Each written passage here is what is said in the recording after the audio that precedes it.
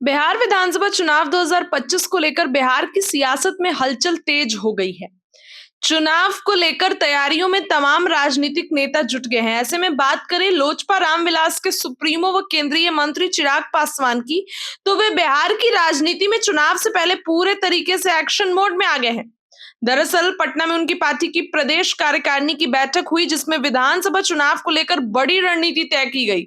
साथ ही पार्टी ने अपनी ताकत भी दिखा दी। बता दें कि चिराग पासवान की पार्टी लोजपा रामविलास एनडीए की घटक दल है, लेकिन पार्टी ने फैसला लिया है कि बिहार के विभिन्न जिलों में बहुजन भीम सम्मेलन करेगी।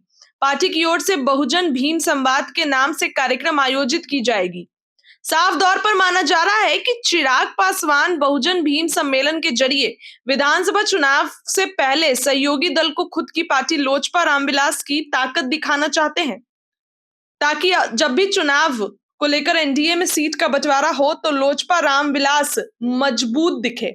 इतना ही नहीं, पार्टी ने यह भी स्पष्ट कर दिया है कि चुनाव में एनडीए के अंदर रहते हुए लोजपा रामविलास स्वतंत्र पहचान के साथ भागीदारी निभाएगी। जी हाँ, इस तरह से चिराग पासवान की बड़ी तैयारी में जुटे हैं। इधर कुछ दिनों पहले के वाकये की बात करें तो एनडीए की मुख्य पार्टी बीजेपी की ओर से सामूहिक अभियान चलाने की बात की गई थी, लेकिन अब लोजपा रामविलास अलग से बहुजन भीम सम्मेलन करेगी, जिसके बाद से सियासी हलचल मच गई है। बिहार विधानसभा चुनाव 2025 की बात करें तो एनडीए में 3 पार्टियां थी। सीएम नीतीश कुमार की पार्टी जदयू, उपेंद्र कुशवाहा की पार्टी और जीतन राम मांझी की पार्टी। लेकिन 2025 में होने वाले विधानसभा चुनाव में इन 3 पार्टियों के साथ चिराग की लोजपा रामविलास भी है। भाजपा और जदयू के बीच कम से कम 1 सीट ज्यादा लड़ने की रेस चल रही है।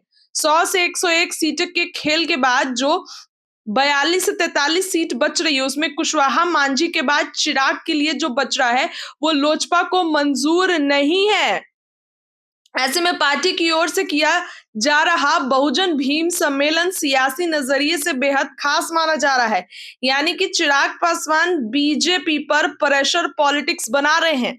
चिराग पासवान को बीजेपी जितनी सीटें देने जा रही है, उससे कहीं ना कहीं चिराग सेटिस्फाइड नहीं है। अब चिराग की पार्टी का ऐलान हो गया है। देखिए, आने वाले दिनों में और भी सियासी हड़कंप मचेगा।